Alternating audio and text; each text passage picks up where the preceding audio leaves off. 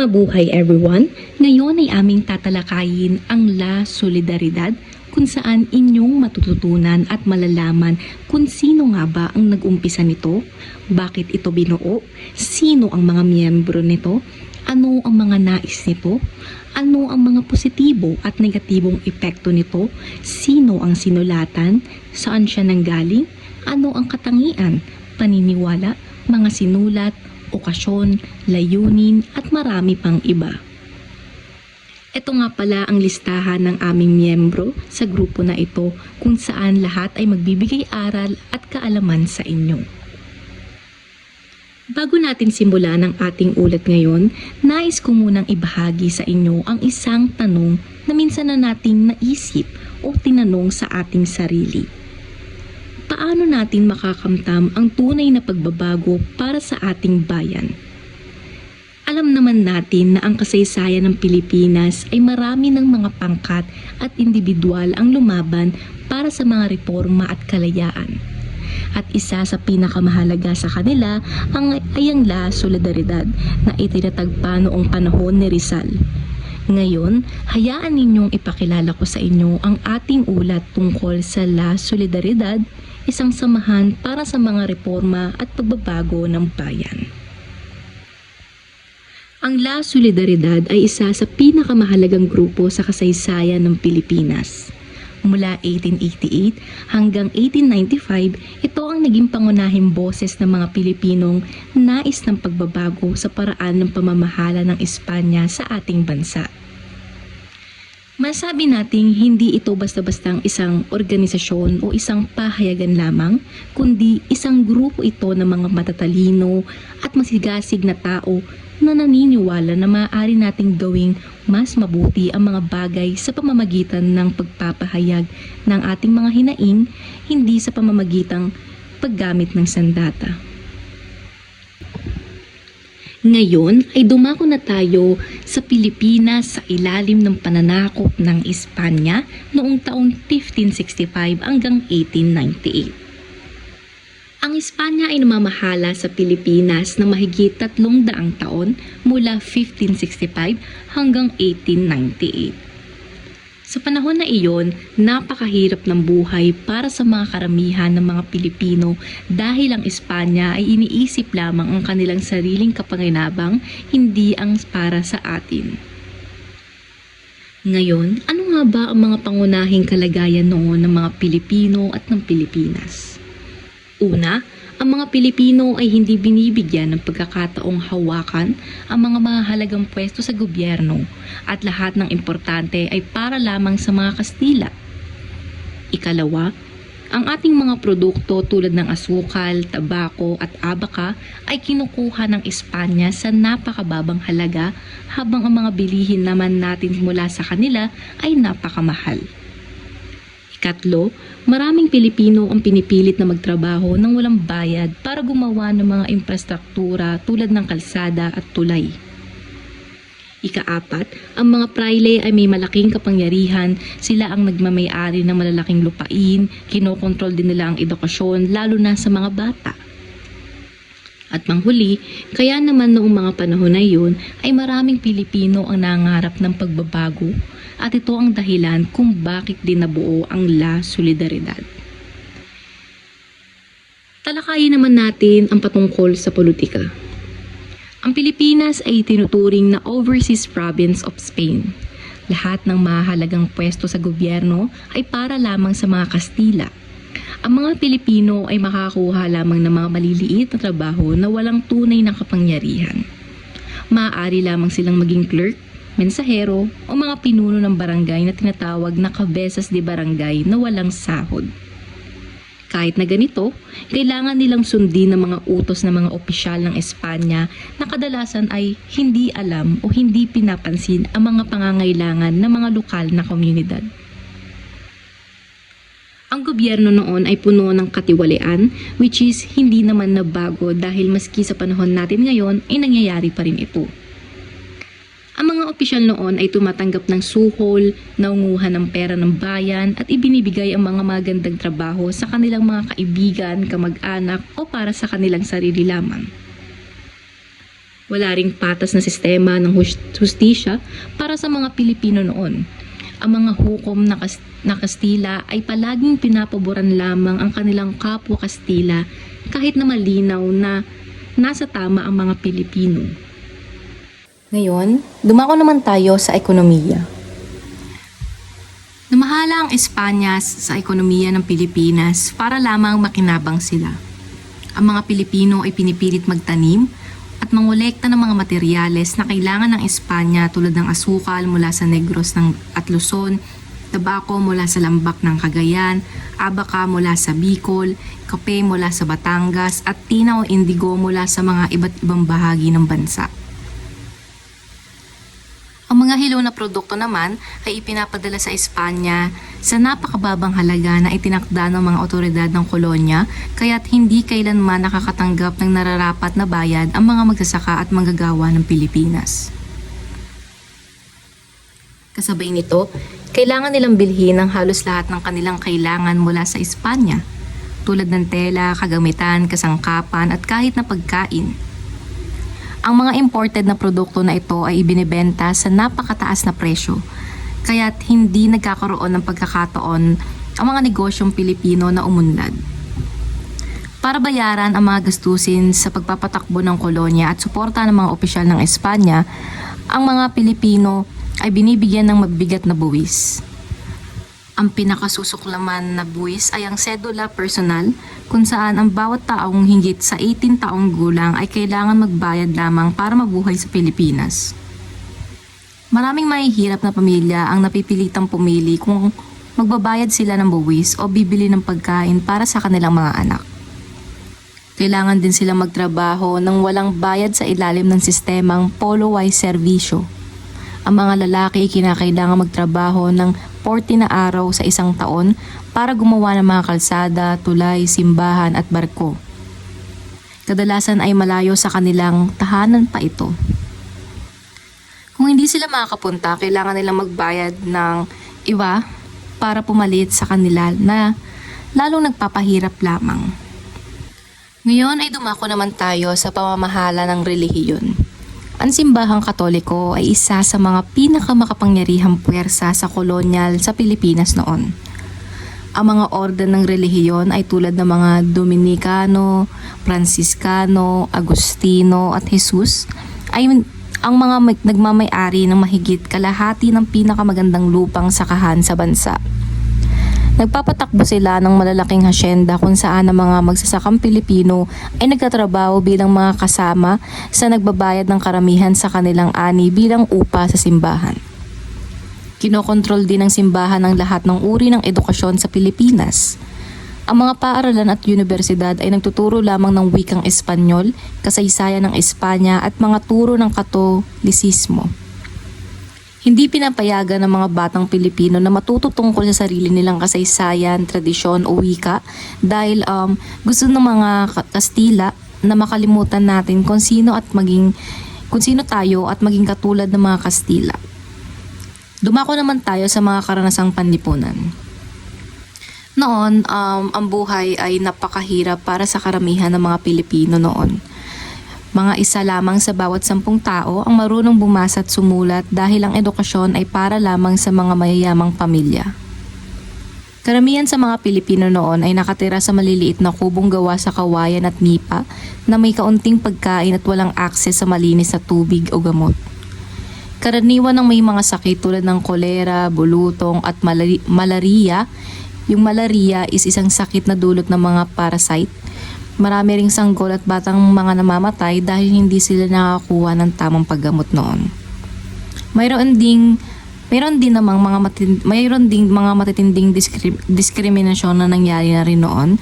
Tinatawag ng mga Kastila ang mga Pilipino na Indio, isang salitang nangangahulugan na mas mababa raw tayo sa katalinuhan at halaga kumpara sa mga Europeo. Kailangan ipakita ng mga Pilipino noon ang paggalang sa sino mang Kastila kahit na mahirap, walang edukasyon o bastos pa ito. Hindi sila makakasuot din ng mga damit na katulad ng mga suot ng mga Kastila dahil kailangan tumabi sila sa mga daan kapag dumadaan ng mga Kastila at hindi sila pinapayagang pumunta sa mga lugar na pupuntahan ng mga Kastila. Dahil dito, maraming Pilipino ang nagsimulang mahiya sa kanilang sarili at nahirapang maniwala na maaari silang maging pantay-pantay sa mga Kastila. Ngayon ay dumako naman tayo sa ang Montayni sa Kawit, Cavite noong 1872 at ang pagbita ay kinagumbursa. So, noong Enero 20, 1872, humigit kumulang 200 sundalong Pilipino at manggagawa sa arsenal ng hukbong dagat sa Cavite ang nagpasya na hindi na nila kayang tiisin ang hindi patas na pagtrato sa kanila. Galit sila dahil tinanggal ng Espanya ang kanilang pribilehiyo na hindi magbayad ng puwis at hindi magsagawa ng sapilitang paggawa, mga benepisyong ibinibigay sa kanila dahil sa kanilang trabaho sa arsenal. Sandaling kinuha ng mga lalaki ang kontrol sa arsenal, ngunit mabilis na napigilan ng mga topang Kastila ang pag-aalsa. Sa halip na parusahan lamang ang mga taong direktang kasangkot, nakita ng mga pinuno ng Espanya ito bilang pagkakataong pigilan ang sinumang nais ng pagbabago. Gumawa sila ng mga kwentong ang pag-aalsa ay bahagi ng isang malaking plano para ibagsag ang pamamahala ng Espanya at sinisisi nila ang tatlong kilalang pari ng Pilipinas na sina Padre Mariano Gomez, Jose Burgos at Jacinto Zamora na tinatawag bilang Gumbursa, bilang pagkakaiklian ng kanilang mga pangalan. Kilala ang mga pari na ito sa pagtutol nila sa mga pang-aabuso ng mga Kastila at sa paglalaban nila para sa pantay na karapatan ng mga Pilipino. Kahit na walang tunay na ebidensyang nag-uugnay sa kanila sa pag-aalsa, ang tatlong pari ay iniharap sa hukuman at nahatulan ng pagkakasala sa pagtataksil. Noong Pebrero 17, 1872, sila ay pampublikong binitay gamit ang garrote sa harap ng libo-libong tao sa Maynila. Ang pagkakakita sa pagpatay sa mga iginagalang na pari na walang sapat na dahilan ang nagdulot ng matinding galit sa maraming edukadong Pilipino. Ipinakita nito sa kanila na maaari hindi sapat ang payapang paghingi ng pagbabago, ngunit lalong nagpasya silang labanan para sa katarungan. Ang pagbitay kinagumbursa ay kadalasang tinatawag na kaguluyang nagpasimula ng kilusang reforma sa Pilipinas. Ngayon ay dumako naman tayo sa mga intelektual na Pilipino sa Europa. So, noong dekada 1880, lalong dumami ang mga estudyante at profesional na Pilipino na pumunta sa Europe para mag-aral. Nais nilang matuto ng mga bagong kasanayan para makatulong sa pag-unlad ng Pilipinas. Habang naroon sila, natuto sila ng malalaking idea tulad ng kalayaan, pagkakapantay-pantay at demokrasya. Ang mga ideyang ito ay nagmula sa Enlightenment, isang panahon kung saan nagsisimula mag-isip ang mga tao tungkol sa paraan para gawing mas patas ang mga lipunan.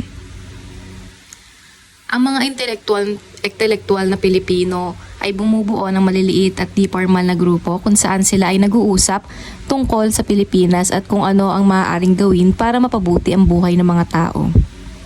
Ibinabahagi nila ang kanilang mga idea, nagbabasa ng mga libro ng magkakasama at nagpaplano ng paraan para tulungan ang ating bansa. Alam nilang kailangan nilang magtulungan kung nais nilang marinig ng Espanya ang kanilang mga hinaing. Ngayon dumako naman tayo kung sino nga ba ang nagtatag ng La Solidaridad. Sino nga ba siya? Si Graciano Lopez Jaena ang nagsimula ng La Solidaridad. Ipinanganak siya noong Desyembre 18, 1856 sa Iloilo sa Visayas. Ang kanyang ama ay isang mayamang mangangalakal at ang kanyang ina ay isang guro. Kaya't lumaki siya sa isang tahanan na pinahalaga ng edukasyon at pagtulong sa iba. Noong bata pa siya, napakatalino ni Lopez Jaena at mahilig siyang magbasa. Nakita niya kung gaano kahirap ang buhay ng mga mahihirap sa kanyang bayan at kadalasan ay tumutulong siya kahit na walang kapalit. Noong siya ay lumaki na, nagpasya siyang mag-aral ng medisina dahil nais niyang tulungan ng mga may sakit na hindi kayang bayaran ang pagpapagamot. Ngunit habang nagtatrabaho siya sa mga pasyente, napagtanto niya ang karamihan sa kanilang mga sakit ay sanhi ng kahirapan, maraming kondisyon, at hindi patas na pagtrato, hindi lamang dahil sa hindi magandang kalusugan. Kaya't nagsimulang isipin niya na mas mahalaga ang baguhin ng sistema kaysa lamang gamutin ng mga individual na pasyente. Noong 1880, noong siya ay 24 na taong gulang na, sumulat si Lopez Jaena ng isang kwento na pinamagatang Fray Botod na nangangahulugang Padre Mataba. Ang kwento kung saan pinakita nito kung paano ang mga Kastila ay inaabuso ang gamit ang kanilang kapangyarihan para lamang yumaman, samantalahin ng mga tao at baliwalain ang kanilang mga tungkulin sa komunidad. Ang lahat sa Pilipinas ay nagsalita tungkol sa kwento dahil ito ang unang pagkakataong may isang tao na bukas na nagsabi ng mga bagay na iniisip ng maraming tao. Ngunit napagalit nito ang otoridad ng Espanya. Inakusahan siya ng pag-atake sa simbahan at binantaan na aaristuhin siya. Noong 1888, kailangan niyang umalis sa Pilipinas ng palihim para pumunta sa Espanya para patuloy na labanan ang mga pagbabago. Nang dumating siya sa Espanya, mabilis na nagsimulang makilala ni Lopez ang ibang mga estudyanteng Pilipino at mga Kastilang naniniwala sa patas na pagtrato sa kolonya. Ngunit napansin niya ang isang problema.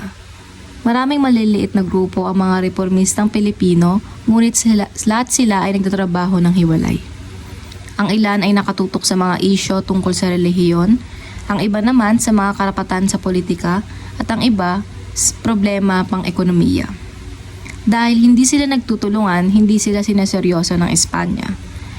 Naniniwala si Lopez na kailangan ng mga Pilipino ng isang matibay na organisasyon at isang pahayag para maging boses ng lahat. Nais niyang pagsamasamahin ng lahat ng iba't ibang grupo para maibahagi nila ang kanilang mga ideya at magtrabaho para sa mga karaniwang layunin. Noong 1887, nagsimula siya ng isang maliit na publikasyon na pinamagatang La Solidaridad sa Barcelona. Ngunit apat na issue lamang ito bago maubos ang kanilang pera. Kahit na hindi ito tumagal ng mahaba, ipinakita nito na kailangan ng isang pinag-isang boses para sa mga reformang Pilipino. Ngayon, bakit nga ba pinangalan ng La Solidaridad ito? Ang pangalan ay nangangahulugang pagkakaisa at may mabubuting dahilan kung bakit ito ang napili. Una ay sumisimbolo ito ng pagkakaisa ng mga Pilipino na kahit saan ka man mula o anong wika ang iyong sinasalita, magkasama tayong lahat sa laban na ito.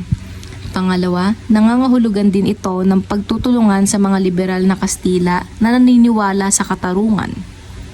Pangatlo, ang pangalan ay inspirasyon ng mga grupong Europeo na lumalaban para sa demokrasya at pagkakapantay-pantay. Ikaapat, si Lopez Jaena ang nagmungkahi ng pangalan sa unang pagpupulong at agad namang sumang-ayon ang lahat. Sunod, bakit nga ba ito nagsimula? Ang La Solidaridad ay itinatag para sa apat na pangunahing dahilan. Una, upang pagsamasamahin ng mga pagsisikap para sa reforma. Bago ito, ang mga reformistong Pilipino ay gumawa ng iba't ibang bagay sa iba't ibang lugar. Nais nilang pagsamasamahin ang lahat para maging mas malakas at epektibo ang kanilang gawain. Ikalawa, paglaban sa maling impormasyon ng kolonya. Nagsasabi ng mga kasinungalingan ng Espanya tungkol sa mga Pilipino. Sinasabing tamad tayo at hindi kayang pamahalaan ang sarili nating bansa. Nais ng La Solidaridad na itama ang mga maling impormasyong ito at ipakita ang katotohanan tungkol sa ating mga tao. Ikatlo, pagtataguyod ng mga reformang batas. Naniniwala sila na maaari silang gumawa ng pagbabago sa pamamagitan ng pagtrato sa loob ng sistema ng Espanya o pagtatrabaho. Nais nilang sundin ang batas at humiling ng patas sa pagtrato. Ikaapat, magbuo ng suporta sa ibang bansa. Alam nilang mas makikinig ang Espanya kung may mga ibang bansa na nag-aalala tungkol sa nangyayari sa Pilipinas. Nais nilang makakuha ng suporta mula sa mga liberal na Kastila at sa mga tao sa buong mundo. Sunod ang mga unang pagsubok sa pag-oorganisa. Hindi ang La Solidaridad ang unang pagtatangka sa organisasyon ng mga Pilipino. Una ay 1882, itinatag ni Jose Rizal ang isang grupo na pinamagatang Sirkulo Hispano-Pilipino sa Madrid. Pinagsama-sama nito ang mga estudyanteng Pilipino at mga Kastila para mag-usap tungkol sa Pilipinas at ibahagi ang kanilang mga ideya. 1887, inulunsad ni Graciano Lopez Jaena ang unang publikasyon ng La Solidaridad, ngunit tumagal lamang ito ng maikling panahon dahil wala silang sapat na pera. 1888, dumating si Marcelo H. del Pilar sa Espanya matapos siyang umalis ng Pilipinas. Tinulungan niya na pagsamasamahin ang lahat ng mga reformista at gawing batibay ang La Solidaridad.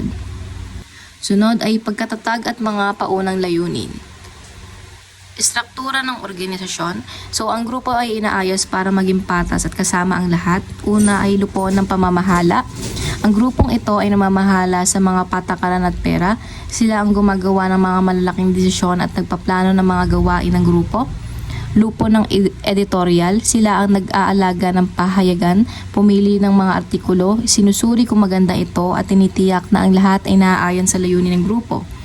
Mga miyembro, maaari silang sumali sino mang sumuporta sa kanilang gawain. Mga koresponde, mga tao sa buong Pilipinas at sa ibang bansa na nagpapadala ng mga balita, nagsusulat ng mga ulat at tumutulong na may parating ang mga pahayagan sa mga tao. Sunod, mga paunang layunin batay sa pahayag ng mga layunin noong 1889. Sa kanilang unang opisyal na plano noong 1889, inilahad nila ang 6 na pangunahing layunin.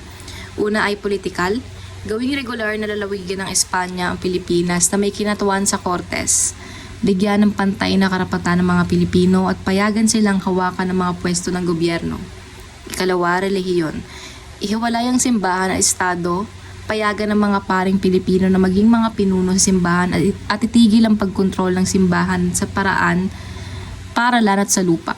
Ikatlo, panlipunan, alisin ang sapilitang paggawa at mga hindi patas na buwis. Ikaapat, edukasyon, bigyan ng libreng paunang edukasyon ang lahat ng bata. Ikalima, ekonomiya, tulungan ang mga lokal na industriya na lumago. Ika-6, kultura, ingatan at itaguyod ang pamana ng mga Pilipino. Ngayon, dumako naman tayo sa mga miyembro ng La Solidaridad. So, syempre, una dyan si Jose Rizal. Ano nga ba ang buong pangalan ni Jose Rizal? So, lahat naman siguro tayo alam mo yan. Ang buong pangalan niya is Jose Protasio Rizal Mercado y Alonzo Realonda. At ipinanganak siya noong Hunyo 19, 1861. At ang lugar ng kapanganakan niya ay sa Calamba, Laguna. At lumaki siya sa isang edukadong pamilya. Naimpluwensyahan rin siya ng kabalagaban ng edukasyon at pagiging makabayan. Bakit nga ba siya napabilang sa La Solidaridad? So, naging bahagi siya ng kilusang propaganda habang nasa Spain siya. And gusto niya ipaglaban yung mga karapatan ng mga Pilipino. And ginamit niya rin yung pagsulat niya bilang mapayapang paraan ng pakikibaka. So, yung kontribusyon niya naman is siya yung pangunahing manunulat ng mga article. And naglantad rin siya ng pang-aabuso ng mga braille, nagsulong ng reforma at pantay na karapatan. And lastly, nakatulong siya sa pagmulat ng kaisipan ng mga Pilipino. Si Jose Rizal kasi is, isa siya sa mga pinaka-importante yung miyembro ng La Solidaridad kasi yun nga, ginamit niya yung pagsusulat bilang paraan para ipaglaban yung karapatan ng mga Pilipino. So, during that time kasi maraming pang-aabuso mula sa mga praile and hindi pantay na trato sa mga Pilipino. Kaya gusto niya yung ipaalam sa pamahalaang Espanyol sa pamamagitan ng mga articles niya and malinaw niyang naipakita kung ano yung problema sa sistema.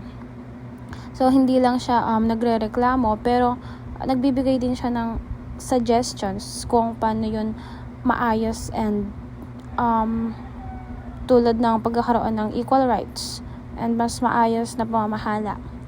Kaya masasabi na yung target talaga ng mga sulat niya is yung Spanish government kasi sila yung may kapangyarihan na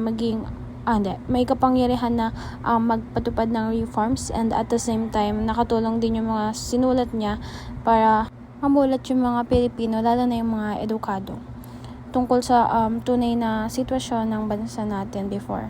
So makikita rin kay Rizal na mas pinili niya muna yung peaceful na way tulad nga nung pagsusulat lang and paghingin ng reforma kesa agad na gumamit ng dahas.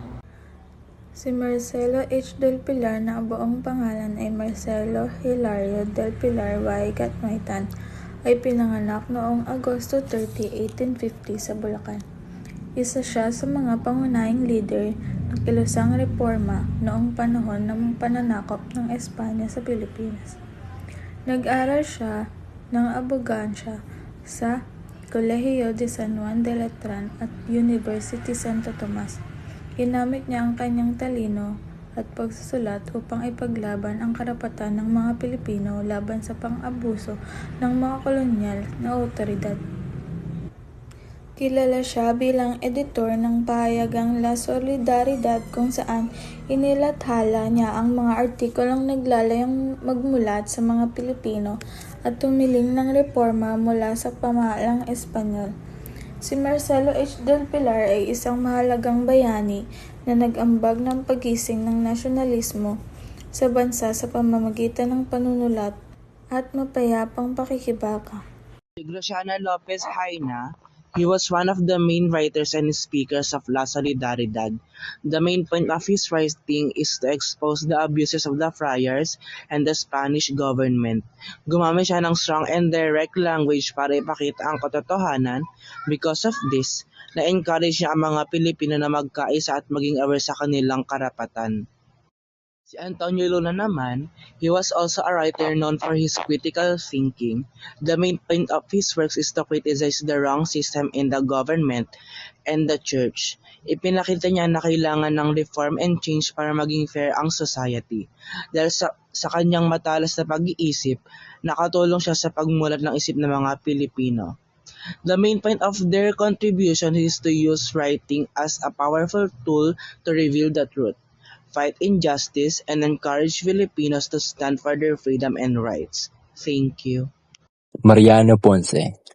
Si Mariano Ponce na ipinanganak noong Marso 22, 1863 sa Baliwag, Bulacan, ay isang tanyag na doktor, manunulat at politiko na nag-aaral ng medisina sa Pilipinas at Espanya.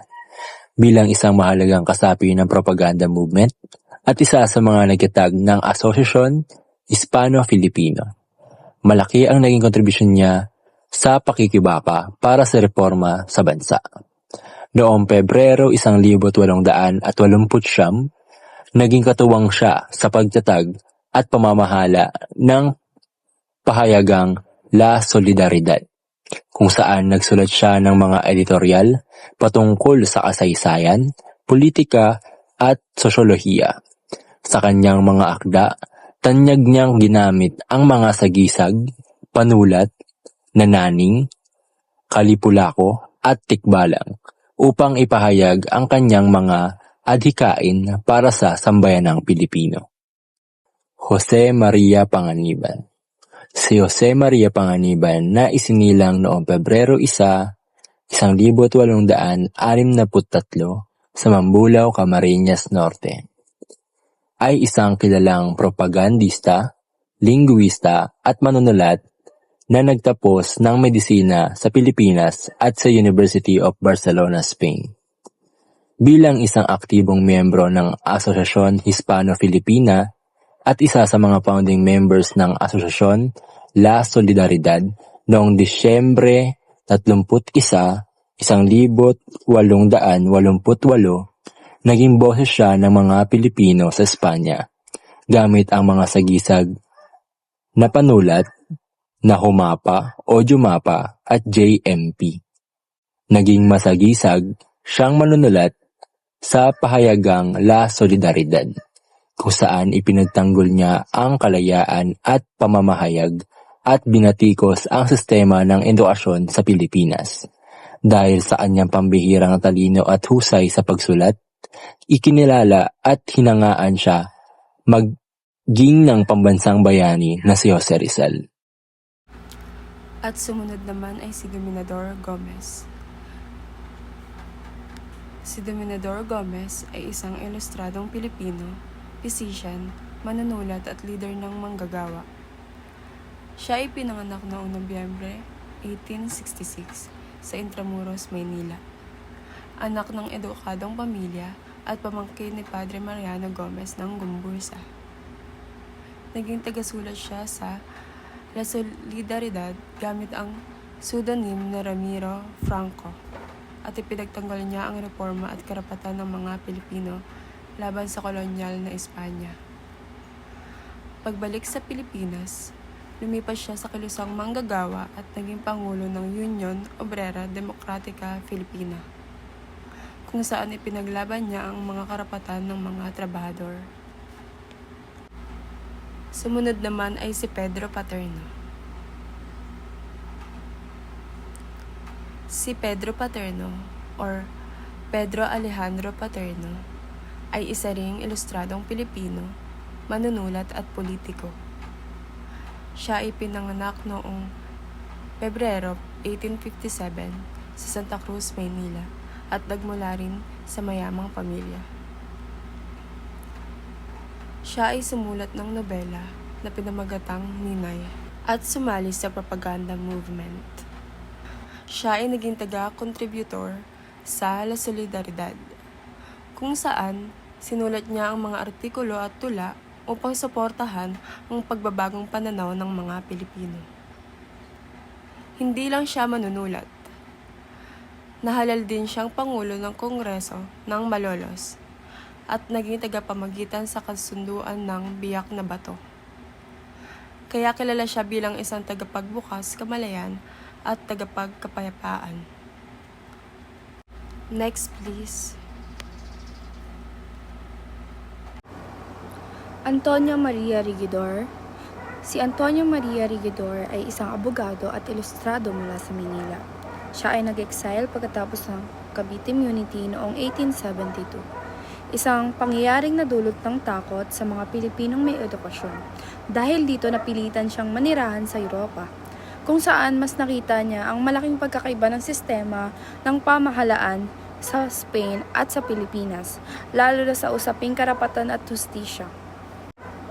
Bakit nga ba siya napabilang sa La Solidaridad?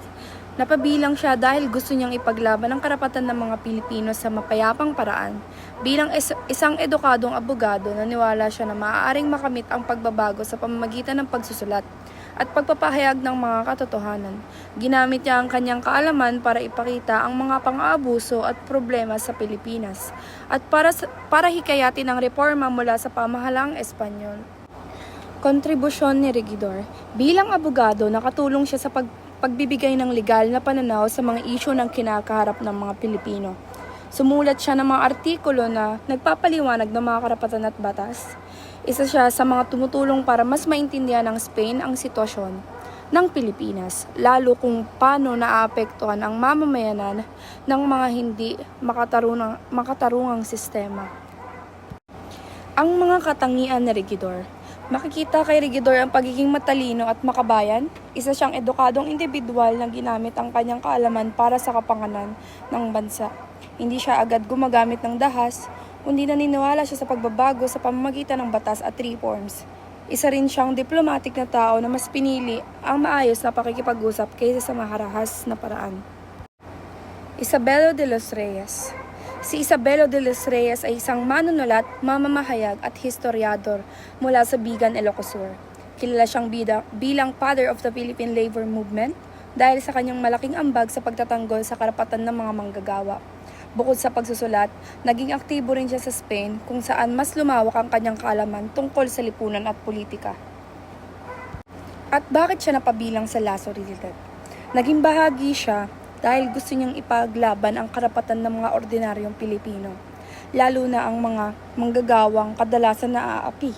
Ginamit niya ang kanyang talento sa pagsusulat bilang boses ng masa upang ipakita ang tunay na kahalagahan ng lipunan at ang hindi pagkakapantay-pantay na nararanasan ng mga Pilipino. Ang kontribusyon ni De los Reyes. Malaki ang naging kontribusyon niya sa pagpapalaganap ng ideya tungkol sa labor rights. Sumulat siya ng artikulo na tumatalakay sa kalagayan ng mga manggagawa at sa mga isyong panlipunan. Isa siya sa mga unang nagsulong ng karapatan ng mga manggagawa sa Pilipinas at nakatulong siya sa pagmulat ng mga kamalayan ng maraming Pilipino tungkol sa kanilang mga karapatan. Mga katangian ni De los Reyes. Siya ay matapang at outspoken. Hindi siya natatakot magsalita laban sa gobyerno at sa mga maling sistema, lalo na kung ito ay nakakaapekto sa mga mahihirap. Isa rin siya ang makabayan na handang ipaglaban ang karapatan at kapakanan ng nakararami, kaya't kinikilala siyang bilang pro-poor at tunay na tagapagtanggol ng masa. Ang mahalagang karagdagang informasyon. Nakulong siya at na-deport sa Spain dahil sa kanyang mga paninindigan. Habang nasa Spain, na-influensyahan siya ng mga ideya tulad ng socialism, na mas nagpalalim sa kanyang pag-unawa sa karapatan ng mga manggagawa. Pagbalik niya sa Pilipinas, nagtayo siya ng kauna-unahang labor union noong 1902 na naging malaking hakbang para sa organisadong pagkilos ng mga manggagawa sa ating bansa.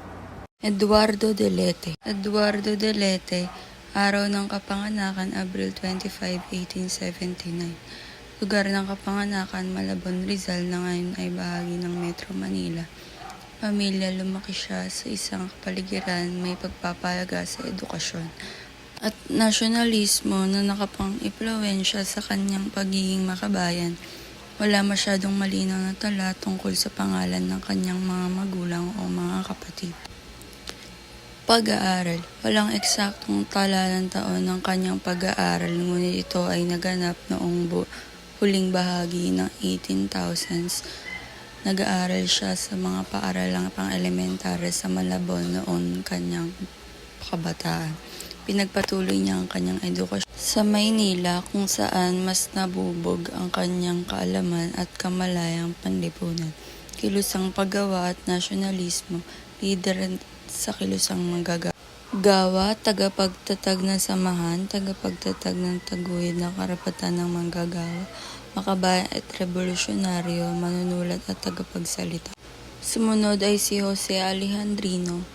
Buong pangalan, Jose Maria Alejandrino Y. Magdangal. Araw ng kapanganakan, Abril 1, 1870. Lugar ng kapanganakan, Binondo, Manila. Kamatayan, Hunyo 1, 1951. Pamilya, Ambriano Alejandrino, ina Leandra Magdangal. Mayroon siyang mga kapatid at kabilang siya sa pamilyang may mataas na pagpapahalaga sa edukasyon, kaya siya nakapag-aral sa Europa. Asawa, Trinidad Pardo de Tavera, mula sa kilalang pamilyang ilustrado. Nagkaroon sila ng mga anak, ngunit hindi gaanong detalyado ang tala tungkol sa kanila sa mga karaniwang sanggunian. Pag-aaral, Ateneo Municipal de Manila. Nagpunta siya sa Europa at nag-aral Inenria sa University of Giben sa Belgium. Naging bahagi siya ng grupo ng mga ilustrado kasama si Jose Rizal at Marcelo H. del Pilar. Kilusang paggawa at nasyonalismo, general sa himagsikan. Naging general siya sa hubo ni Emilio Aguinaldo. Diplomatiko, ipinadala siya sa Hong Kong upang humingi ng suporta para sa revolusyon. Inhinyero militar, tumulong sa paggawa ng mga depensa at estratehiya laban sa mga mananakop. Manunulat, sumulat siya ng mga akda tungkol sa revolusyon at karanasan niya sa pakikibaka. Ang dalawang mahalagang figura sa propaganda movement at sa pahayagang La Solidaridad. Si Juan Luna ang pamosong pintor at si Tomas Arejola ang matapang na abogado at manunulat. Unahin natin si Juan Luna. Ang kanyang buong pangalan ay Juan Luna y Novicio. Ipinanganak siya noong October 23, 1857 sa Badoc, Ilocos Norte. Nag-aral siya ng Fine Arts sa Academia de Dibujo y Pintura sa Manila at nagtapos siya sa Academia de San Fernando sa Madrid, Spain noong 1884. Kilala rin siya bilang kapatid ni Antonio Luna, ang general ng digmaang Pilipino-Amerikano. Si Juan Luna ay kilala bilang bahagi ng The Great Triumvirate of Philippine Art, kasama sina Felix Resurrection Hidalgo at Fernando Amorsolo. Ang kanyang pinakamalaking tagumpay ay ang pagkapanalo ng First Class Gold Medal sa Exposition Nacional de Bellas Artes sa Madrid noong 1884 para sa kanyang obra na Spoliarium. Ang pinturang ito ay nagpapakita ng karahasan ng mga Romano at naging simbolo ng pang-aapi ng mga Espanyol sa mga Pilipino. Ang tagumpay niya sa sining ay naging inspirasyon sa mga Pilipino. Pinatunayan niya na ang mga Pilipino ay magaling at pantay-pantay sa mga Espanyol. Hindi lang siya pintor, siya rin ay isang propagandista at taga-suporta ng kilusan. Paano at kailan naging kaanib ng La Solidaridad? Naging aktibong miyembro si Luna ng propaganda movement habang nasa Spain noong mga 1880s. Sumulat at nagsuporta siya sa mga layunin ng pahayagan. Kasama siya sa Asosasyon Hispano-Filipina at sa mga Masonic lodges na konektado sa kilusan. Noong 1888, naging honorary president pa siya ng La Solidaridad Organization, kasama sina Galicano Apisible at Graciano Lopez Haina. Bakit siya napaanib? May 4 na pangunahing dahilan kung bakit siya napaanib. Panguna, dahil sa personal na karanasan sa diskriminasyon. Naranasan niya ang pang-aapi at pangmamaliit ng mga Espanyol sa mga Pilipino. Kahit magaling siya sa sining, hindi siya tinuring na pantay. Pangalawa, nakikita niya ang kahirapan sa Pilipinas. Gusto niyang baguhin ang kalagayan ng bayan sa pamamagitan ng kanyang sining at pakikilahok sa kilusan. Pangatlo, inspirasyon mula kay Rizal at sa ibang ilustrados. Naging malapit na kaibigan niya si Jose Rizal at iba pang propagandista sa Madrid. At pang-4, paniniwala niya ang sining ay sandata. Naniniwala siya ang kanyang mga pintura ay maaaring magmulat ng kamalayan ng mga Pilipino at Espanyol tungkol sa kalagayan ng Pilipinas. Mga bagay pa tayo na dapat malaman tungkol kay Juan Luna. Una, kasal siya kay Paz Parto de Tavera, isang mayamang pamilya mula sa Pilipinas. Pangalawa, may kontrobersya siya sa kanyang buhay. Pinatay niya ang kanyang asawa at biyanan dahil sa selos. Pero kahit gano'n, nanatili siyang mahalagang figura sa kasaysayan ng Pilipinas. Pangatlo, bumalik siya sa Pilipinas noong 1894 at naging aktibo sa rebolusyon. At pang-4, namatay siya noong December 7, 1899 sa Hong Kong. Ngayon naman, kilalanin natin si Tomas Arejola. Ang kanyang buong pangalan ay Tomas Arejola y Padilla. Ipinanganak siya noong September 18, 1865 sa Nueva Cáceres na ngayon ay Naga City, Camarines Sur. Galing siya sa mayamang pamilya na may malaking lupain at negosyo sa Bicol. Meron siya 5 kapatid kabilang na si Ludovico Arejola na naging general sa digmaang Pilipino-Amerikano. Ang kanyang pag-aaral ay napakalawak. Humanities sa Kolehiyo Seminario de Nueva Cáceres mula 1878 hanggang 1884. Bachelor of Arts sa Kolehiyo de San Juan de Letran, Surveyor's Degree at Law Course sa University of Santo Tomas, at nagtapos ng Law Degree sa Central Universidad de Madrid noong 1888. Si Arejola ay isang prolific writer at brilliant orator. Sumulat siya ng mga artikulo sa mga liberal na pahayagan sa Madrid, tulad ng La Vanguardia, El Progreso, Heraldo de Madrid, La Correspondencia de España, El Paris at syempre ang La Solidaridad. Meron siyang 3 pangunahing hiling sa mga Espanyol. Una, political reform sa administrasyon ng kolonya. Pangalawa, representasyon ng Pilipinas sa Spanish Cortes o Parlamento. At pangatlo, pagsasapribado ng Pilipinas bilang isang probinsya ng Spain. Bukod sa pagsusulat, naging aktibong mason din si Arejola. Naging sekretary siya ni Grand Master Miguel Moraita ng Grand Oriente Espanyol at naging presidente rin siya ng Sirkulo Hispano-Filipino na itinatag niya matapos mabuwag ang Asosasyon Hispano-Filipina. Paano at kailan naging kaanib ng La Solidaridad? Nagsimula siyang sumulat para sa La Solidaridad noong 1889, ang simula ng pahayagan. Kasama siya sa Asosasyon Hispano-Filipina kung saan naging malapit siya kana Rizal, Del Pilar, Lopez Haina at Juan Luna. Kaanib din siya sa Kolonya Organizada de Madrid kung saan si Rizal ang unang presidente. Bakit siya napaanib? May 4 na pangunahing dahilan kung bakit siya napaanib. Panguna, dahil sa diskriminasyon sa UST. Nainis siya sa kanyang mga propesor na pabor sa mga Espanyol mestizo. Ito ang nagtulak sa kanyang pumunta ng Spain para mag-aral. Pangalawa, malapit na koneksyon sa mga propagandista. Naging kaibigan niya sina Rizal, Del Pilar, Lopez Haina at Juan Luna sa Madrid. Lahat sila ay isa ang hangarin. Pangatlo, paniniwala sa Mansori bilang modelo ng reforma. Naniniwala siya ang Masonry na may prinsipyo ng demokrasya, kapatiran at pagkakapantay-pantay ang dapat na maging gabay sa pagpapalaya ng Pilipinas. At pang-4, pagmamahal sa bayan. Gusto niyang makita ang Pilipinas bilang isang dignified, free and prosperous nation. Mga bagay na dapat malaman patungkol kay Tomas Arejola. Una, inaresto siya noong Agosto 21, 1896 kasunod ng pagkakatuklas ng Katipunan. Dinakip siya ng pulisya kasama ang mga mason at ikinulong sa Carcelo Modelo sa Madrid ng 3 hanggang 4 na araw. Pangalawa, pinaalis ang kanyang ama at kapatid na si Ludovico papuntang Fernando Po, Africa. Pero pinayagan silang makalaya dahil sa impluwensya ni Arejola sa mga Mason. Pangatlo, naging representative siya sa ambos Camarines sa Malolos Congress noong 1898. Pang-apat, naging vice president siya sa Nacionalista Party noong 1907 at 2 beses siyang nahalal bilang representative mula 1907 hanggang 1912. At panglima, namatay siya sa tuberculosis noong May 22, 1926. Felix Resurrection Hidalgo. Ang kanyang buong pangalan ay Felix Resurrection Hidalgo y Padilla. Araw ng kanyang kapanganakan, Pebrero 21, 1855. Lugar ng kanyang kapanganakan, Binondo, Manila. Pag-aaral. Nag-aral siya mula sa University of Santo Tomas, Fine Arts or Painting. Nag-aral din siya sa Spain, Real Academia de Bellas Artes de San Fernando. Fine Arts and Painting ang kanyang kurso.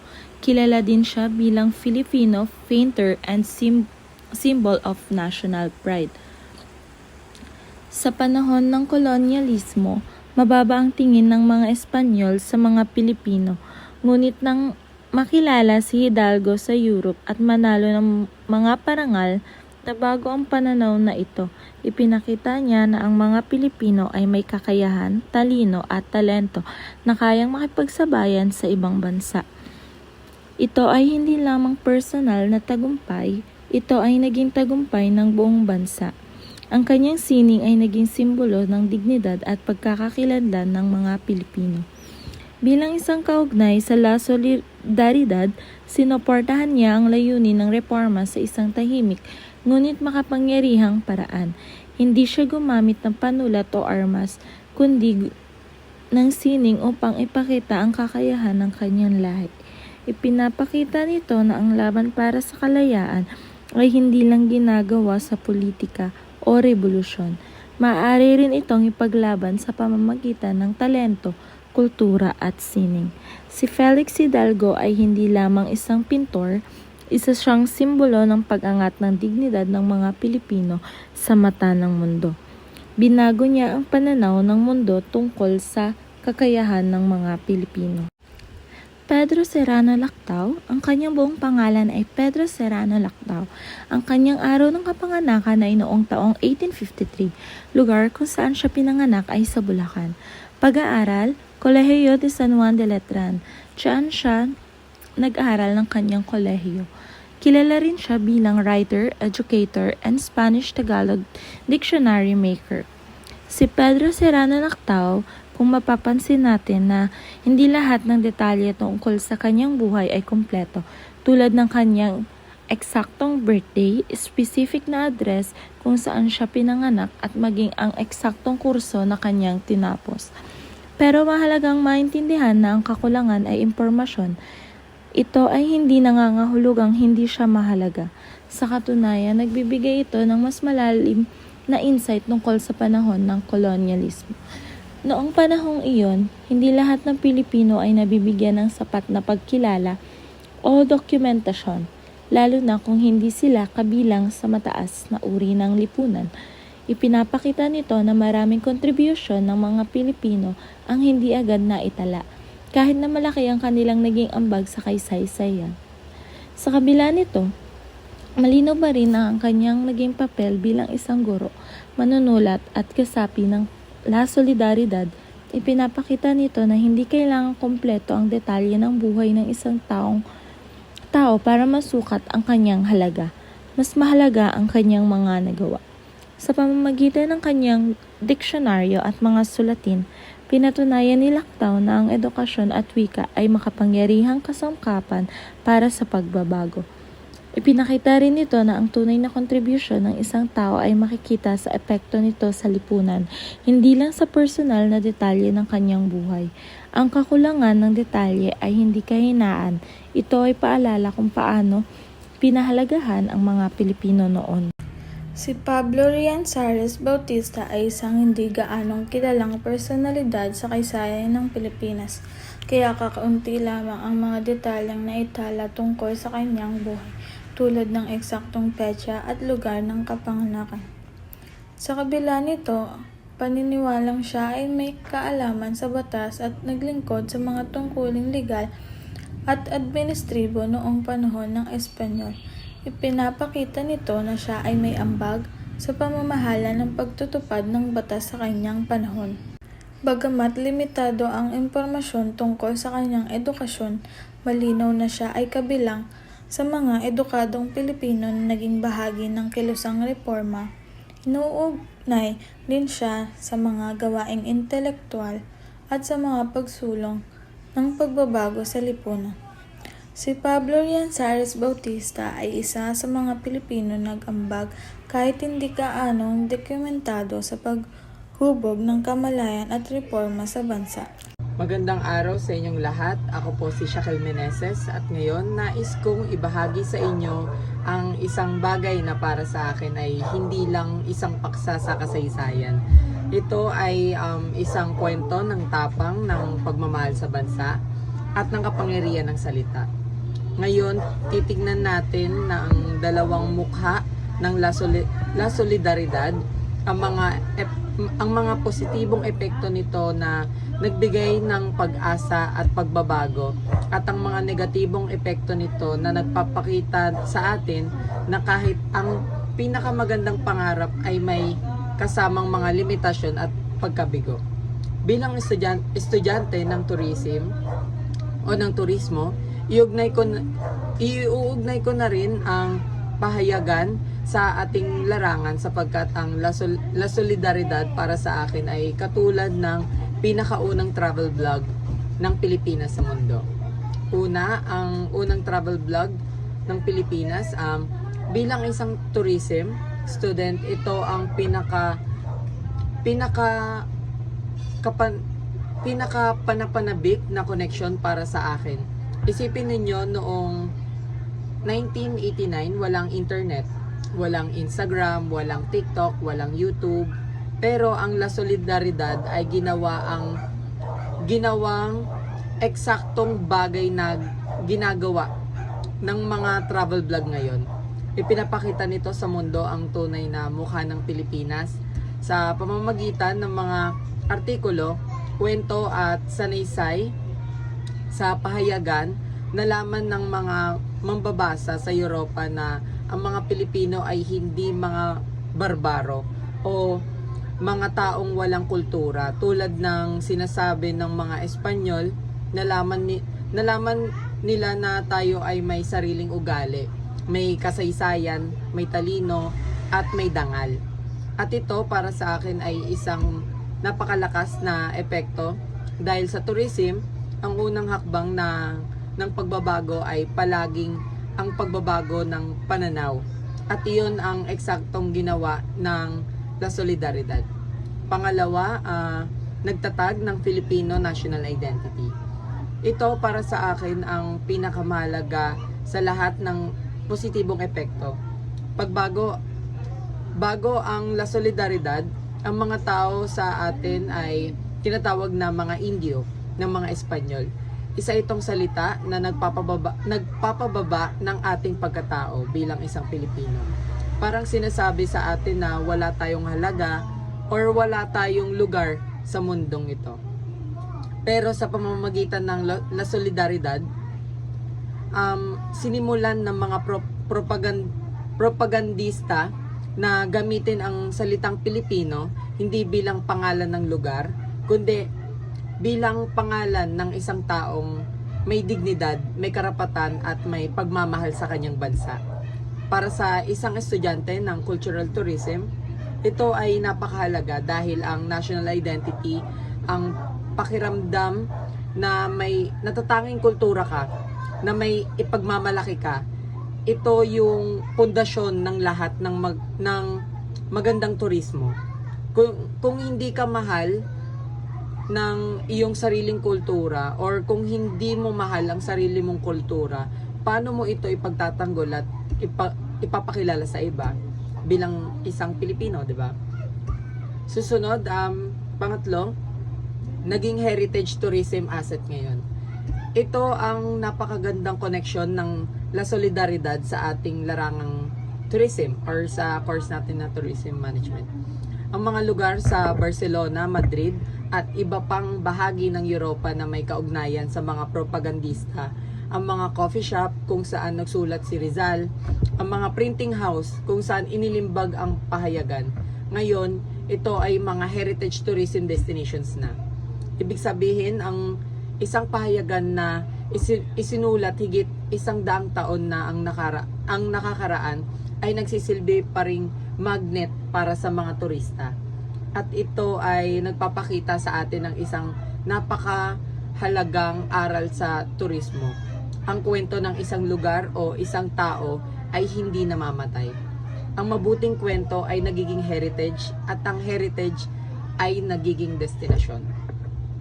Susunod, pang-apat, modelo ng advocacy para sa cultural pride. Sa panahon ngayon, ang mga brand at bansa ay gumagamit ng social media para ipakita ang kanilang kultura at akitin ang mga turista sa kanila. Ito ay tinatawag nating destination marketing. Pero natuklasan ko na ang La Solidaridad ay gumawa na ng parehong bagay taon bago pa man naisip ng kahit sino ang konsepto ng destination marketing.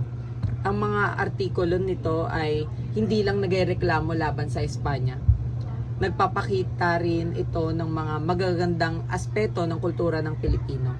At iyon ang aral, ang pinaka-epektibong paraan ng pagtatanggol ng iyong kultura ay hindi laging ang pagsalungat. Minsan, ang simpleng pagpapakita ng kagandahan ng iyong kultura sa mundo ay mas makapangyarihan. Susunod, ikalima, nagbigay boses sa mga walang boses.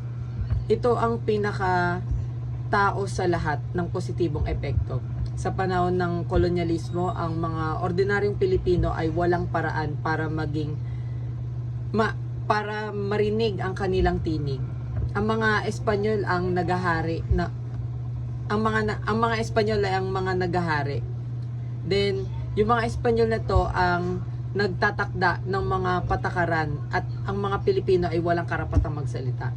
Ngunit ang La Solidaridad ay nagbigay ng espasyo para sa isang pahina kung saan ang mga kwento, ang mga daing at ang mga pangarap ng mga Pilipino ay naisulat at naibahagi sa mundo.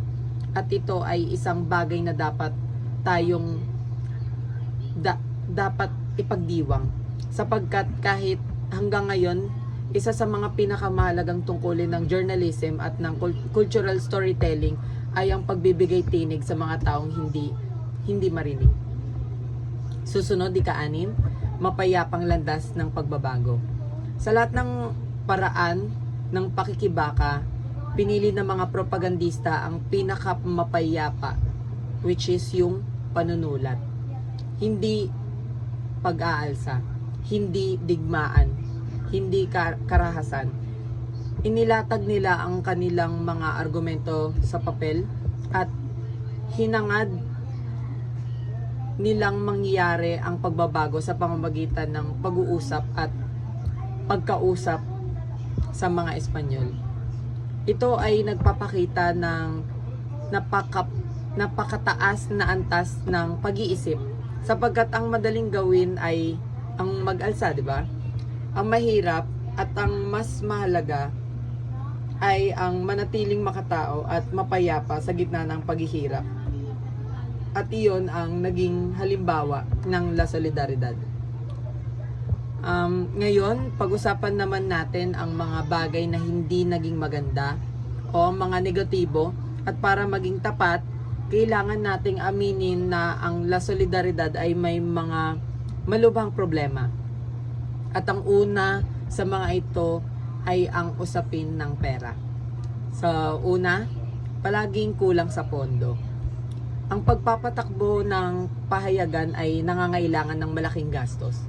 Papel, tinta, printing, distribution, at ang mga propagandista, kahit sila ay may profesional at edukado, ay walang sapat na pondo para mapanatili ito ng maayos. Madalas si Rizal mismo ang mismo ang kailangang maglabas ng pera mula sa kanyang sariling bulsa. At ito ay isang napakahalagang aral para sa ating mga estudyante ng turismo, na ang kahit gaanong magandang programa o proyekto man yan, kung walang sapat na pondo at maayos na paraan ng pagkuha ng kita, ito ay magtatapos. At iyon ang nangyari sa La Solidaridad. Pangalawa, hindi nakarating sa mga ordinaryong Pilipino. Ito para sa akin ang pinaka malaking pagkabigo ng La Solidaridad, at kailangan nating talakayin ito ng malinaw. Ang pahayagan ay naisulat sa wikang Espanyol, at ang tanong ay, ilang Pilipino noon ang nakakaintindi ng Espanyol? Ang sagot ay napakakaunti. Ang mga magsasaka, ang mga manggagawa, ang mga ordinaryong Pilipino o tao sa Pilipinas na siyang pinakaapektado ng kolonyalismo, hindi nila mababasa ang La Solidaridad. Ibig sabihin, ang mensahe ng kalayaan at dignidad ay nakulong sa loob ng isang bilog ng mga ilustrado at mga edukado. Hindi ito umabot sa mga taong pinaka nangangailangan nito. Para sa akin, ito ay isang malakas na babala. Sa tourism, kapag gumawa ka ng isang campaign o programa na hindi naabot ng tama yung mga audience na target mo, ang lahat ng iyong pagsisikap ay mawawala. Dapat palaging itanong, sino talaga ang mababasa o makikinig sa aking mensahe. Pangatlo, hidwaan sa loob ng kilusan. Isa sa mga pinaka masakit na bahagi ng kasaysayan ng La Solidaridad ay ang sigalot sa pagitan ni Rizal at Del Pilar. Pareho silang magaling, pareho silang may malalim na pagmamahal sa Pilipinas, pero nagkahidwaan sila sa tanong ng kung sino ang dapat manguna sa pahayagan. At ang hidwaan na iyon ay nagpahina ng kanilang lakas. Ang aral dito ay napaka-praktikal. Kahit ang pinakamataas na adhikain ay maaaring masira ng personal na ambisyon at hindi pagkakasundo. Sa tourism industry, lagi kaming tinuturuan na ang teamwork at collaboration ay mas mahalaga kaysa sa individual na talento. At ang kwento ng La Solidaridad ay nagpapatunay na iyon. Ang isang grupo na may magandang layunin pero hindi nagkakaisa ay hindi maaaring maabot ang kanilang mga pangarap. Pang-apat, limitado ang epekto sa Espanya. Ito ang isang katotohanang kailangan nating harapin. Kahit gaano kadami ang naisulat ng La Solidaridad, kahit gaano kagaling ang mga argumento ng mga propagandista, hindi nagbago ang patakaran ng Espanya. Ang mga reformasyon na hinihingi nila, tulad ng representasyon sa Cortes, ng pantay na karapatan para sa mga Pilipino, hindi ito kailanman nangyari. At ito ay nagpapakita sa atin ng isang malupit ngunit totoo na katotohanan, ang advocacy. Kahit gaano kakahusay, ay hindi palaging nagbubunga ng konkretong resulta. Lalo na kung ang kapangyarihan ay nasa kamay ng mga hindi handang makinig. Ang kalungkutan ng mga propagandista sa sandaling ito ay hindi natin mahahanap sa mga libro. Pero isipin natin, magsusulat ka ng magsusulat, magtatrabaho ka ng walang pahinga, at pagkatapos ay walang nagbago. Gaano kasakit yun, di ba?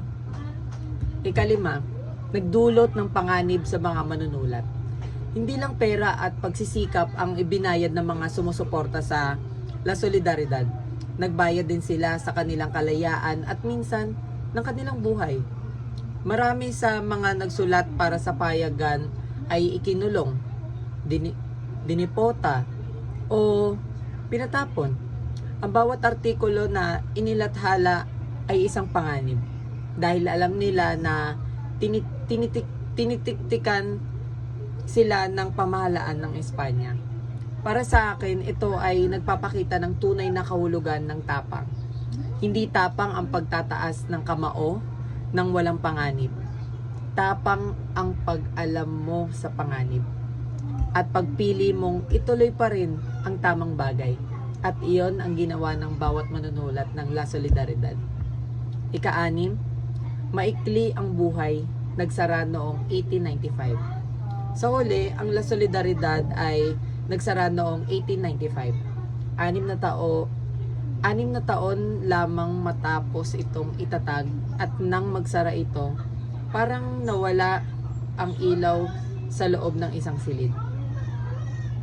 Ang mga propagandista ay nagsiksikan hiwalay.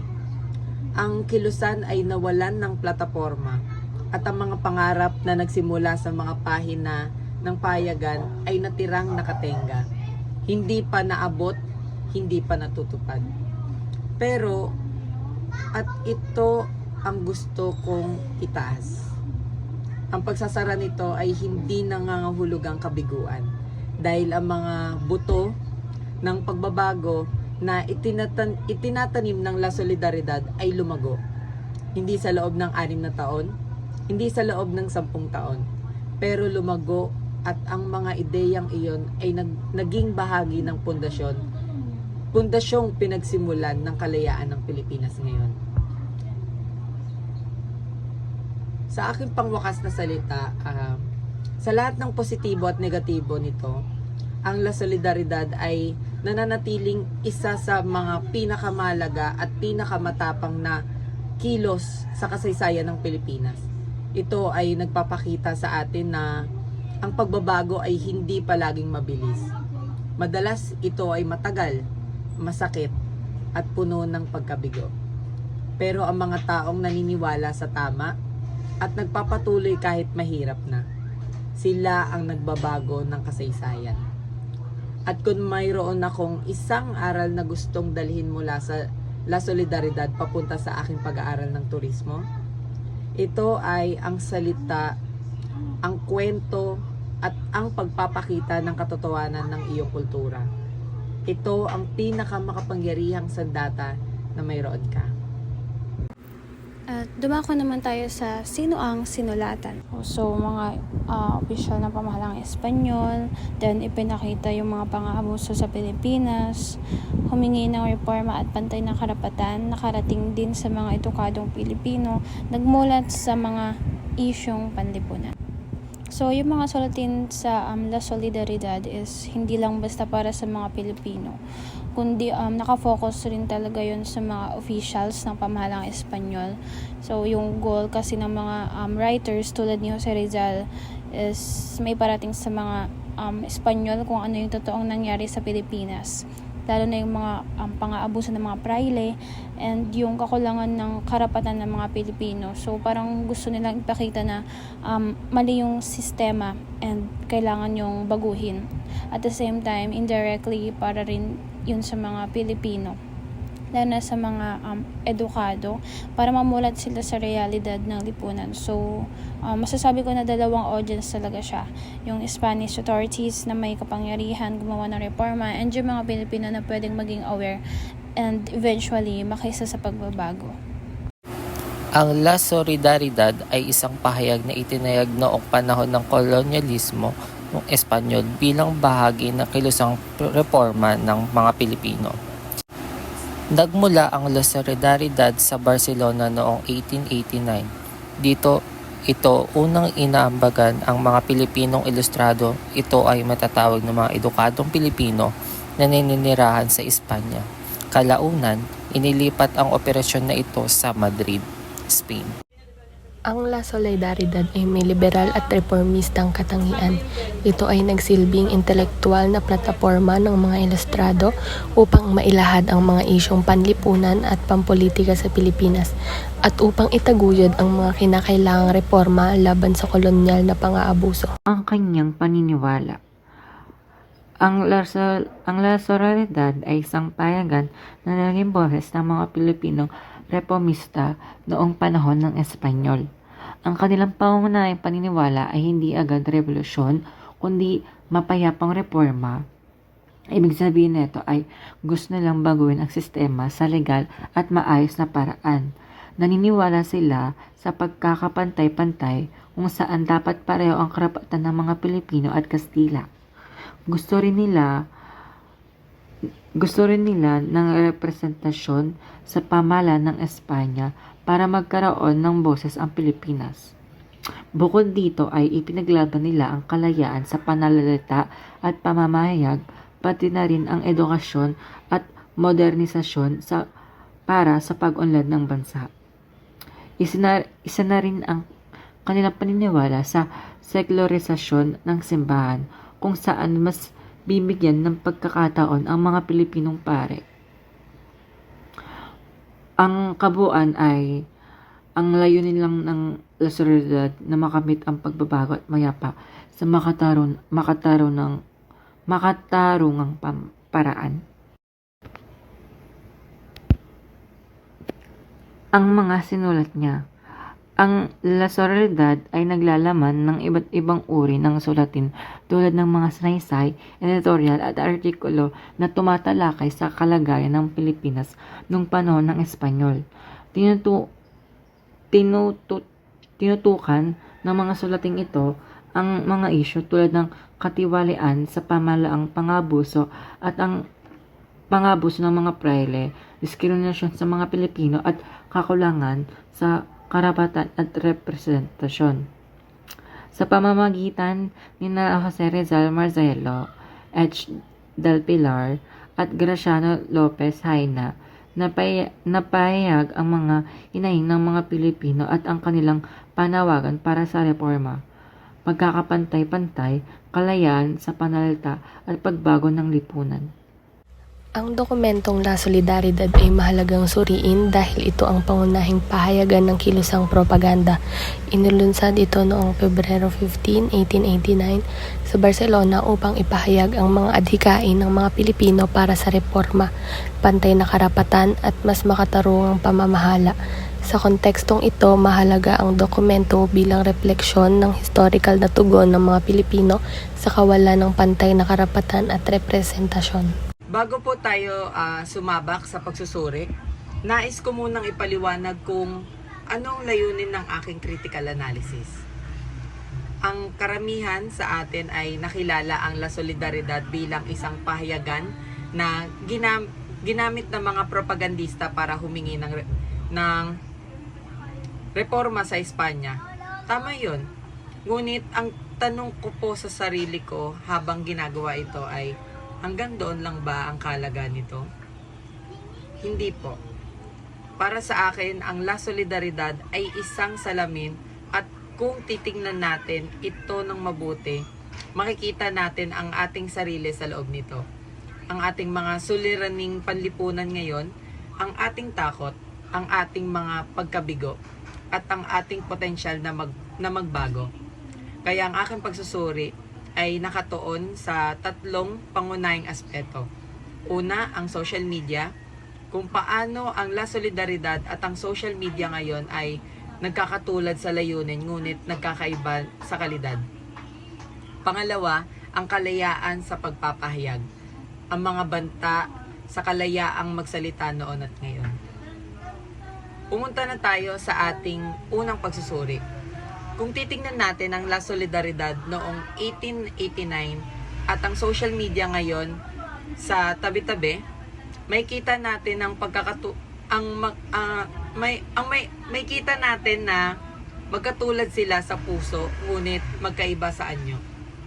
Noong panahon ng La Solidaridad, ang pahayagan ang tanging plataforma ng mga propagandista.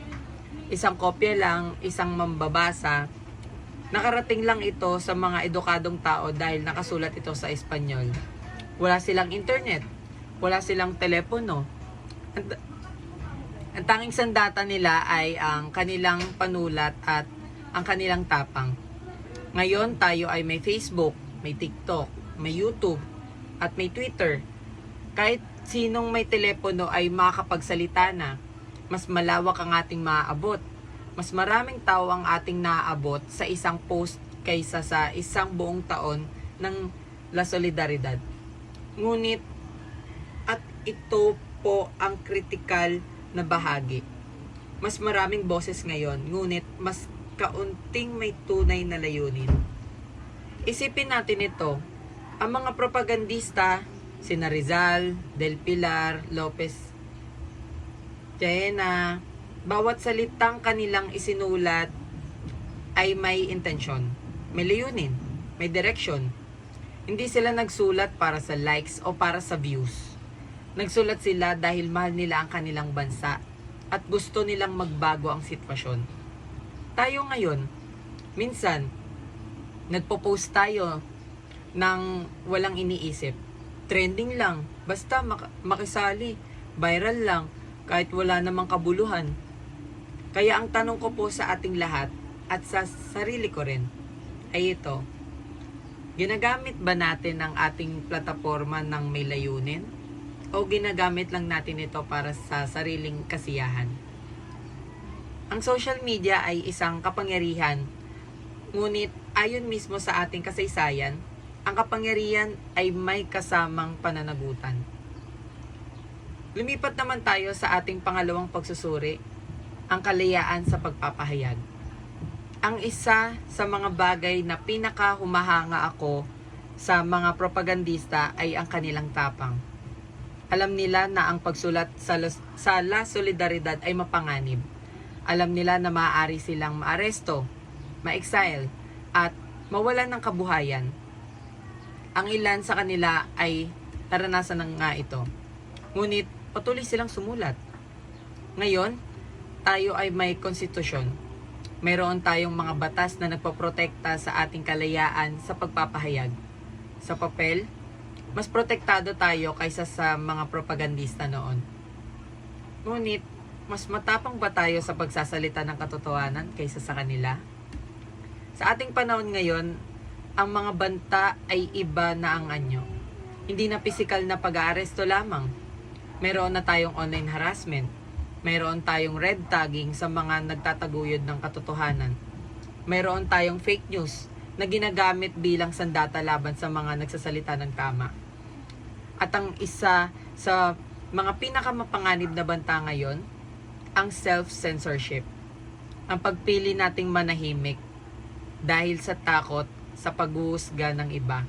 Dahil sa takot na, na masabihan kang nakikialam o mapanganib. Ang mga propagandista ay hindi naging tahimik kahit may panganib sa kanilang buhay. Tayo ba, protektado ng ating mga karapatan, ay magkakaroon ng lakas ng loob na magsalita ng tama kapag kailangan? Ito po ay hamon na iniwan sa atin ng kasaysayan ng La Solidaridad pagdating sa kalayaan ng pagpapahayag. Ang ikatlong pagsusuri ko ay tungkol sa isang suliranin na sa tingin ko ay hindi pa natatapos hanggang ngayon. Ang La Solidaridad ay nakasulat sa Espanyol. At ang katotohanan po noon ay ang karamihan sa mga Pilipino, ang mga magsasaka, ang mga manggagawa, ang mga ordinaryong tao o Pilipino na nasa probinsya ay hindi nakakaalam ng wikang iyon.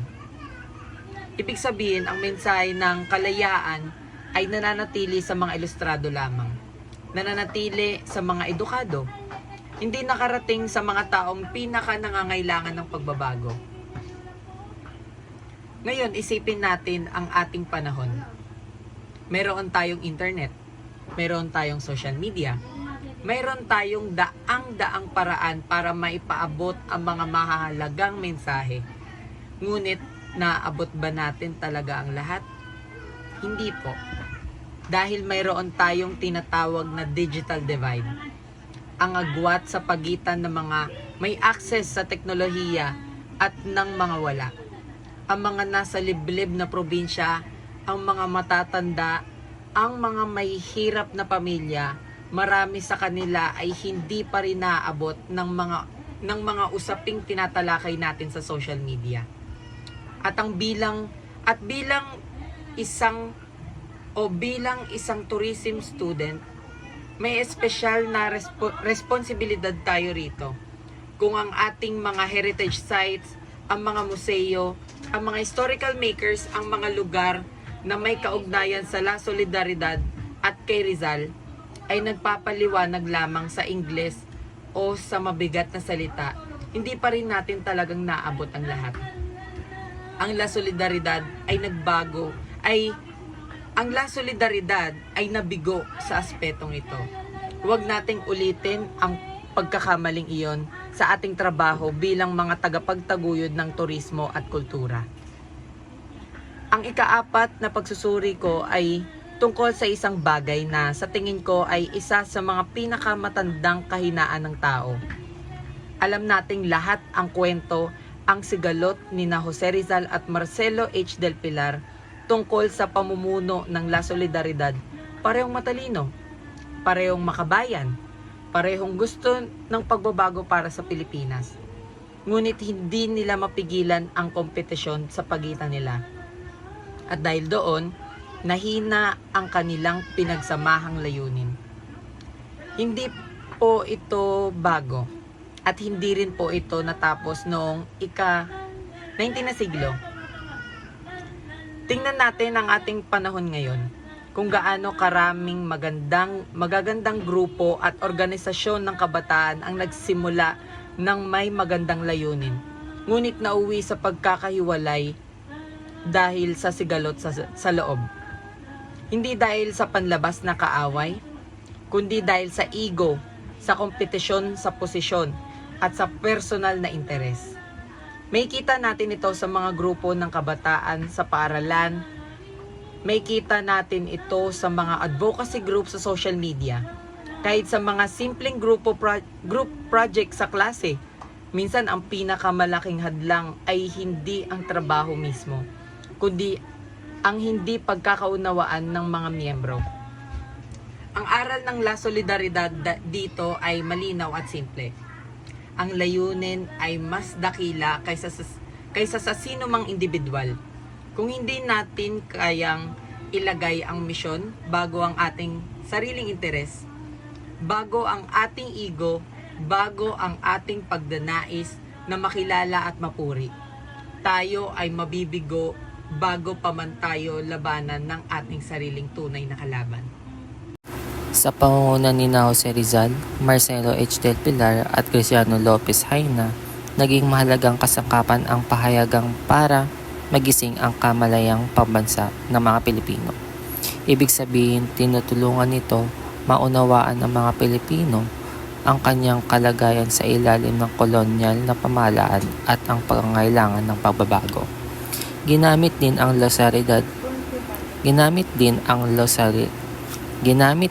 La Solidaridad upang ipisulong pagkakaisama ng mga Pilipino. Sa pamamagitan ng mga artikulo, pinapakita na ito ay kahit magkakaiba ang pinanggalingan ng mga tao, dapat nilang matulungan para sa isang layunin. Ang paggamit ng karapatan at katarungan. Kasabay nito, itinataguyod din nila ang mapayapang paraan ng reforma tulad ng pagsulat at pakikipagdialogo sa pamahalaang Espanyol na sa halip na aragang paghihimagsik. Bukod dito, nagsilbi itong boses ng mga Pilipino laban sa pang-aabuso ng mga opisyal at praile. Dahil sa karamihan ng mga Pilipino noon ay walang karapatang makapagsalita, ang pahayag ng mapagiging maparaan para maiparating ang kanilang hinanaing na mas mataas sa antas. Gayunpaman, ay mga limitasyon din ng La Solidaridad. Una, hindi ito agad na kamit ng mga pagbabagong hinihingi dahil hindi agad ito tumugon sa pamahalaan ng Espanyol. Ikalawa, hindi ito ganap na naabot sa kararaming mamayanan dahil karamihan ng mga Pilipino ay hindi nakakabasa ng wikang Espanyol at ang pahayag ay iniihimlimbang sa ibang bansa. Sa kabuuan, kahit ay may kakulangan, malaki pa rin ang magiging ambag ng La Solidaridad sa paghugpo ng nasyonalismo at paghahanda ng mga sumusunod na hakbang tungo sa kalayaan ng Pilipinas. Dito na po nagtatapos ang aming reportasyon patungkol sa La Solidaridad. Maraming salamat.